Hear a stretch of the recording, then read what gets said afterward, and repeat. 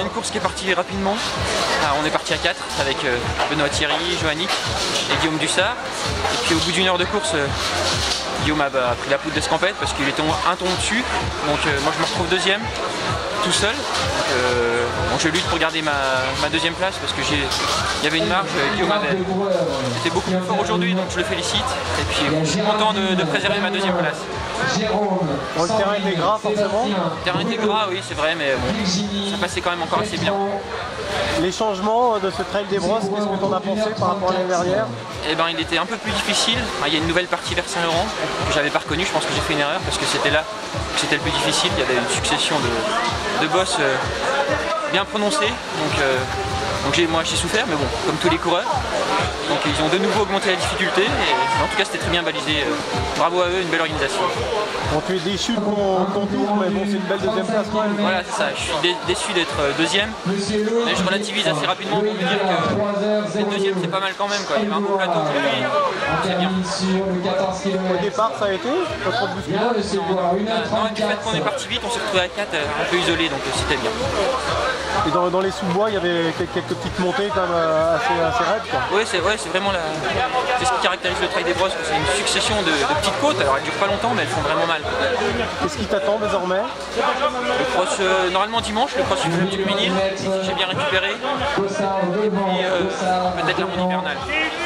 Si la forme, si j'ai suffisamment de forme et suffisamment de fraîcheur. Plutôt pas mal, j'avais des sensations pas trop mauvaises. J'aurais pas pu rivaliser pour faire la gagne, pour jouer la gagne. Guillaume et Mickaël étaient beaucoup trop forts pour moi aujourd'hui. Sauf que j'étais en 3e position et je me suis perdu, j'ai dû faire un petit détour de 1 km. C'est dans mon habitude de me paumer, mais bon. Donc je perds ma 3e place suite à ça. Et après je finis comme je peux. Donc je termine en 4e position et puis voilà.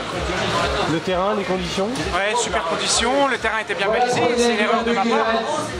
Sinon, ouais, les conditions, moi j'aime bien quand il fait ce temps-là, ça rafraîchit. Et puis sinon, un super beau parcours, l'organisation nickel. Ouais, il y a eu des changements par rapport à l'an dernier, là, qu'est-ce que t'en as pensé? En fait, je me suis retrouvé déjà seul pendant pas mal de kilomètres. L'année dernière, j'ai tout fait avec Mickaël, donc c'est quand même mieux de faire à 2. Que là, on a fait quoi, 10 bornes à 4, les 10 premiers kilomètres à 4.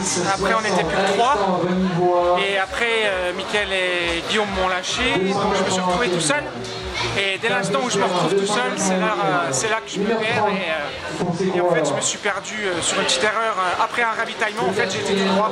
J'ai tourné à gauche avant un ski grillage. Là, je suis revenu sur mes pas et voilà. Qu'est-ce qui t'attend maintenant?